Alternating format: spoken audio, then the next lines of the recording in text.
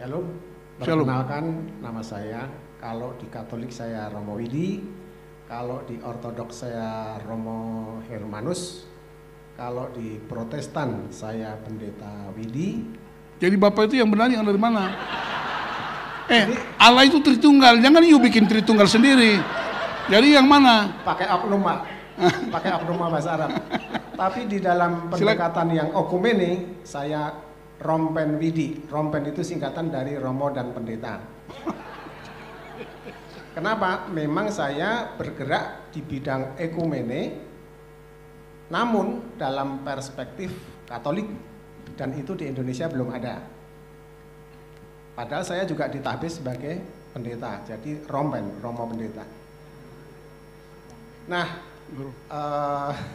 saya sebetulnya teman lama Mas Bambang. Ya, jadi pertanyaannya apa? Ya, ini yang mau saya tanyakan gitu. Ya, tanyalah.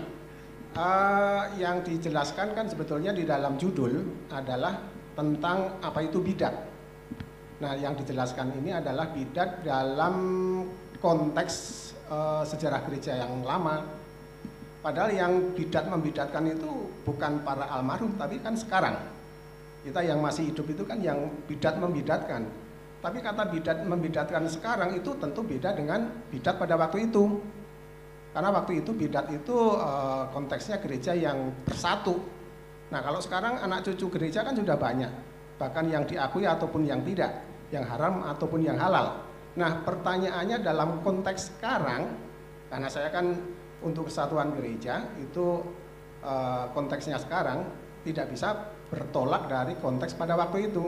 Menurut pengertian dan pengalaman Mas Bambang, kira-kira pembidatan yang sekarang itu bahasanya yang bagaimana? Itu yang belum dimunculkan. Bahkan judulnya tentu tidak ada jawabannya karena tidak dimunculkan. Itu yang menjadi pertanyaan sekarang supaya relevan dengan pergumulan gereja pada sini. Itu aja dari saya. Iya, begini, saya mengawalinya segala sesuatu itu dari akarnya. Karena kalau sekedar melihat dari apa yang tampak sekarang, kita tidak ketemu akarnya, kita akan gampang sekali juga membidatkan orang lain. Coba misalnya, kalau kita tidak ketemu akarnya ya, misalnya ya, soal bidat membidatkan itu. Dan kita mengatakan, oh kamu dari gereja apa? Saya dari gereja Assyrian Church of the East. Catholic Assyrian Church of the East. Itu kalau di Australia ada yang namanya Abuna Marmari yang baru dilempar sama anak muda kehilangan satu mata itu. Itu dari gereja Assyria Timur. Jadi setelah skisma perpecahan, kata Katolik ini dipertahankan oleh dua kelompok. Yang pertama, Takhta Suci Vatikan selalu menggunakan kata Katolik, maka disebut umat Katolik. Tapi satunya lagi ada yang mempergunakan kata Katolik, yaitu gereja Assyria Timur Katolik yang tadi saya ceritakan sudah ada perbincangan dengan Vatikan soal kristologinya. Itu pusatnya dulu di Baghdad dan sekarang di Amerika.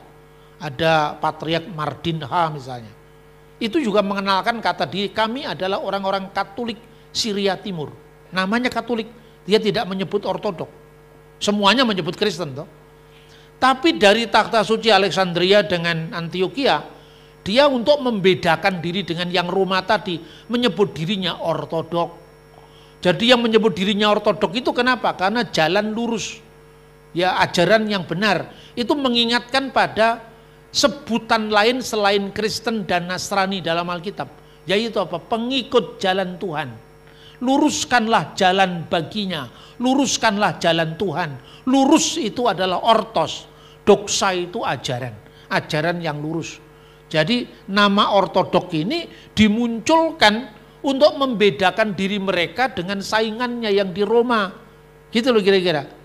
Nah bagi orang Roma, ortodok itu skisma, perpecahan dari mereka. Bagi orang ortodok, Katolik juga skisma. Yang ini nggak usah kita persoalkan, nanti kita bertengkar terus.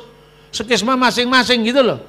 Jadi dari sudut pandangnya gereja ortodok, Katolik itu skisma dari gereja ortodok. Ya, dari gereja Katolik nganggep ortodok itu skisma dari Katolik. Tapi kalau di kalangan orang karismatik Pentakosta tidak terlalu ngaruh itu. karena tidak pernah membaca itu. Jadi aman ketika Anda tidak membaca, bener nggak? Tapi kalau Anda tuh yang wajahnya kuno-kuno itu, bingung mengidentifikasi diri. Makanya supaya ini tadi Romo Widi dan Pendeta Widi, karena itu bingung bagaimana, termasuk saya juga mengalami kebingungan, terus kemudian saya itu statusnya apa ya? Kalau saya ngomong begini, ini di lingkungan karismatik Pentakosta. Nanti kemarin lagi saya ngomong di gereja Toraja, gereja Gemis, gereja Gemim, itu semua aliran Protestan. Kemarin saya di Melbourne dimintai Komunitas Katolik Indonesia bicara tentang sejarah gereja dan kenapa kita harus terpecah-pecah. Nanti balik lagi saya ke Malang, Ortodok Koptik lagi. Ya toh? Orang jadi bingung, saya sendiri bingung dengan diri saya. Karena orang yang banyak membaca itu bingung, lebih baik ya bacanya dikit-dikit aja lah. Tapi praksisnya banyak. Cuman kalau Anda sedang bingung, tanya kepada orang yang sedang menyembuhkan diri dari kebingungannya. Seperti saya ini. Jadi itu karena apa? Kita ini mungkin sudah siap, gerejanya malah nggak siap, lalu gimana? Pak, ini uskup mau datang. Waduh, ini kalau uskup mau datang, saya bahasanya apa nanti? Kalau bahasa begini di lingkungan uskupnya kita masing-masing, itu bisa ditegur loh. Ayo, kamu tadi ikut gereja apa? Ya, saya ke Katolik. Ngambil komuni apa tidak? Ya, ditanya begitu biasanya. Ya ini persoalan kita. Makanya ut omnes unum sin itu sudah lahir baru. Itu memang seperti itu. Makanya saya lihat dari akarnya. Jadi biasanya kalau bidat membidatan gini, ini dari kelompok apa? Ini dari kelompok karismatik. Di mata orang-orang Protestan yang garis keras itu bidat itu. Gitu? Pentakosta juga itu bidat itu.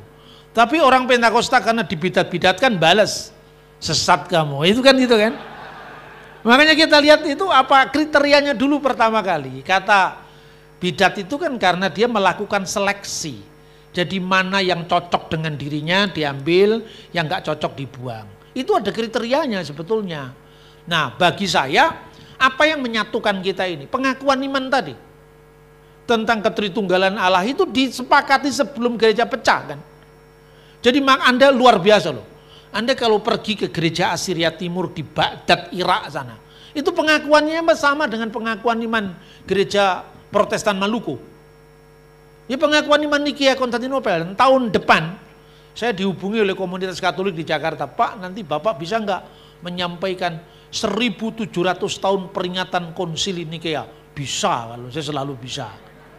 Ya karena itu bagian daripada orang yang menanyakan kepada saya tentang bagaimana kira-kira mengatasi kebingungan tadi. Karena terlalu banyak ribuan denominasi itu kan. Nah itu ya. Jadi ada kriteria tertentu. Soal kristologi lah. Kristologi tadi kan saya pilah. Kristologi itu paling tidak ada 3 kelompok.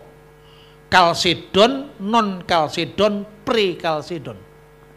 Kalsedon itu Katolik, Protestan, Ortodok Yunani, ini Kalsedon. Kristus itu duo atau diopesis, mia hipostasis. 2 natur dalam 1 hipostasis yang diterjemahkan person pribadi. Gereja non-Kalsedonia mencurigai kata diopesis Nestorian ini, membelah Kristus. Lalu dia memperkenalkan kata-kata miapesis, bukan monopesit. Miapesis tontion logon sesarkumeni. Karena Kristus itu tidak bisa dibelah. Dia bukan firman yang mendiami manusia, tapi firman yang benar-benar jadi manusia. Nah itu ayatnya. Semua juga punya ayat.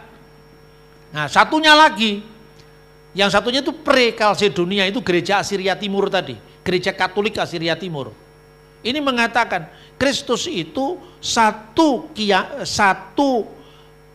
parsopa itu pribadi, satu pribadi dalam 2 kenoma dan 2 kiana. 2 kenoma itu kemudian oleh Barat diterjemahkan persona, tapi oleh yang punya bahasa tidak diterjemahkan persona, tapi self, pusat kesadaran.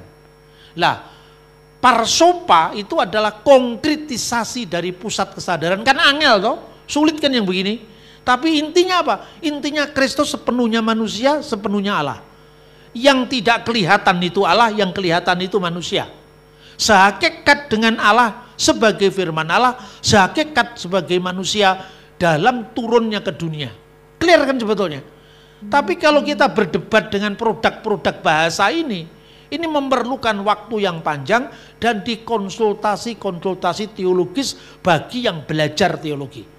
Maka kalau saya ngomong ke awam, kan jarang saya menggunakan, coba amati ceramah-ceramah saya tahun 99, tahun 2000, saya hampir tidak pernah mengatakan Allah itu 3 pribadi. Karena kata pribadi ini bermasalah dari awal. Tapi kalau Anda membaca buku saya, yang saya tulis ketika saya menjadi ketua GMKI Cabang Malang, dan sekaligus sebagai aktivis pro Megawati waktu itu.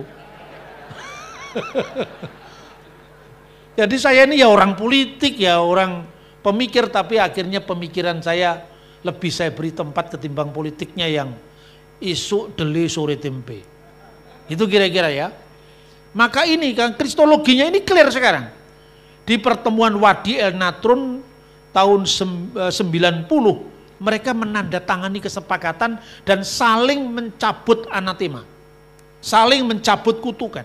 Jadi sekarang orang-orang Koptik boleh mengambil kudas komuni di gereja Ortodok Yunani atau Rusia yang terikat dengan itu. Tapi antara Koptik dengan Katolik belum. Karena masih hal-hal yang harus dibicarakan. Antara Ortodoks Syria dengan Katolik Roma sudah. Lah ini lama-lama kita ini kan terus menuju kepada kesatuan tadi. Itu ya, itu kristologi. Yang ketiga, bidat-bidat kontemporer. Bidat-bidat modern. Lah itu tidak usah saya sampaikan, karena akarnya yang saya sampaikan otomatis nanti bisa ditarik kemana-mana. Misalnya Mormon, Saksi Yehova, kalau itu tidak usah dibahas, itu memang bidat. Makanya sudah ada lagunya. Ku tak pandang dari gereja mana, asal bukan Mormon, Saksi Yehova, kan jelas itu. Kalau itu jelas bukan, karena itu asas-asasnya sudah berbeda. Tidak percaya dengan keselamatan itu dalam Kristus Yesus, tapi karena beramal dengan jadi misionaris 222 masuk ke rumah-rumah orang itu Saksi Yehova.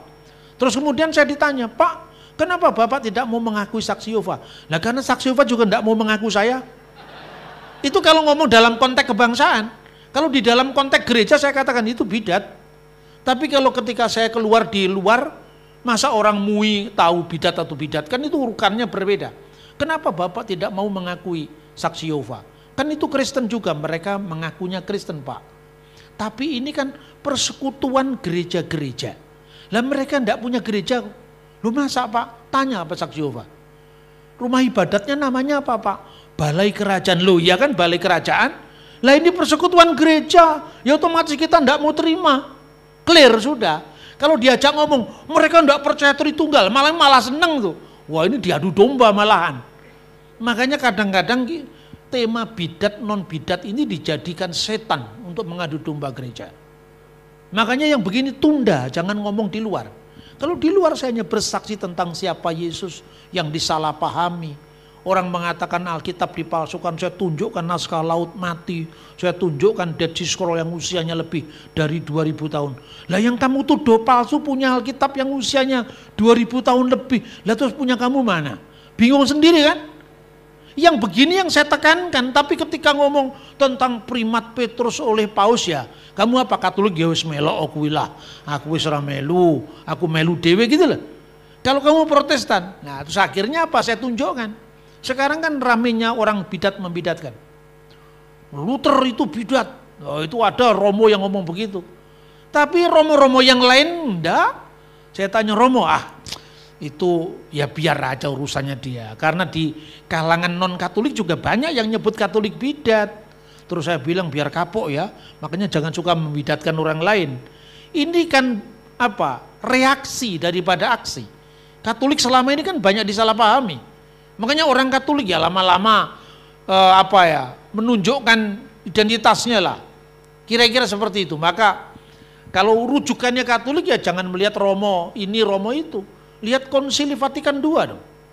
Konsili Vatikan II, siapa yang mengatakan Protestan itu bidat? Tidak. Jadi kalau ini saya tunjukkan dokumennya ya. Dokumen yang disebut Orientalum Christianum. Nah ini, dekret tentang Orientalum Christianum. Artinya apa? Kekristenan Timur. Ada dua klasifikasi. Orang-orang yang disebut Katolik Timur dan Katolik Latin. Katolik Latin itu tahta suci Vatikan. Katolik Timur itu Koptik Katolik, Maronit di Libanon itu gerejanya Khalil Gibran itu. Kemudian Katolik Malabar yang Syria Malabar. Kemudian Syria Katolik, ya. Melkit Katolik itu orang seperti istrinya Yasser Arafat itu kan Melkit Katolik itu. Liturginya Ortodok Yunani itu sama. Doxa, Patri, Ketuyu, Ketuagiu, Pneumati gitu. Tapi mengakui paus. Ini yang disebut gereja Yuniat. Ini disebut sebagai orang-orang Katolik Timur yang imannya sama, mengakui paus yang sama, tapi ritusnya berbeda. Lalu bagaimana dengan ortodok? Ortodok itu disebut sebagai gereja-gereja yang gereja timur yang berada di luar persekutuan dengan Roma. Nah kan ya memang benar. Bahwa yang namanya gereja timur di Alexandria, dia pausnya namanya Pop Tawadros kedua. Gereja Yunani punya patriark sendiri. Gereja Koptik punya patriark sendiri, gereja Syria, Armenia punya patriark sendiri, maka disebut gereja timur yang tidak dalam persatuan dengan Roma. Sementara Protestan nggak disebut bidat. Protestan dan Pentakosta Karismatik disebut saudara-saudara seiman yang terpisah. Lalu saya ngomong resmi nih, bukan pendapat saya atau pendapat Romo A atau Romo B. Saudara seiman yang terpisah. Kenapa terpisah? Karena memang Luther kan memisahkan diri dari Roma. Lalu siapa yang nyangkal itu sekarang? Saudara seiman yang terpisah. Karena asalnya Protestan, asalnya dari Roma. Benar toh? Makanya saudara seiman yang terpisah. Tapi saudara seiman, beda dengan Islam dalam deklarasi yang namanya Nostra Aetate atau Yahudi. Kalau Yahudi itu adalah satu umat perjanjian, tapi beda iman. Kalau Islam memang antar iman, berbeda iman. Kalau Protestan disebut saudara seiman yang terpisah. Coba baca sendiri dokumennya. Makanya jangan lihat omong Romo ini atau pendeta ini. Kalau saya dokumennya Vatikan II. Di Vatikan pertama dulu Protestan dianggap bidat. Karena Protestan pun juga nganggap Katolik bidat. Coba Anda baca bukunya Dr. Verquil. Bidat-bidat dalam sejarah gereja. Katolik bidat. Itu Verquil kan hidup di masa Konsili Vatikan pertama. Tapi Nos Emlior itu Konsili Vatikan II. Makanya pendekatannya beda. Kita utama sunum sen gitu loh. Saya yakin saudara-saudara, sekalipun gereja belum satu, bahkan mungkin sampai kita mati nanti masih belum satu, bahkan mungkin ketika kita sudah dikuburkan dalam suatu liang lahat, di atas kuburan kita ditanami ketela atau singkong, singkongnya dimakan nenek moyang kita. Mungkin gereja juga belum bersatu. Tapi paling tidak gereja sudah bersama-sama menuju ke kesatuan. Sesuai dengan doa Kristus. Sementara yang masih berbeda-beda, jangan ditonjol-tonjolkan keluar. Nanti setan kesenangan. Kesaksian tidak bisa sampai kepada mereka. Karena mereka, Kristennya sendiri beda-beda. Itu ya. Terus yang ketiga, tentang Maria. Sebetulnya yang menjadi perdebatan tentang Maria itu bukan sekedar istilahnya itu varian-varian kecilnya itu. Tapi mula-mula Konsili Efesus itu digelar karena apa? Gini loh. Karena ada seorang bidat namanya Nestorius. Nestorius itu dulu patriark Konstantinopel. Ya, pemimpin tertinggi dari gereja ortodoks di Konstantinopel jatuh ke dalam ajaran bidat, maka gereja tetap jalan, ya dia dipecat. Waktu itu belum ada naik banding untuk beli surat sinode ke Departemen Agama belum ada.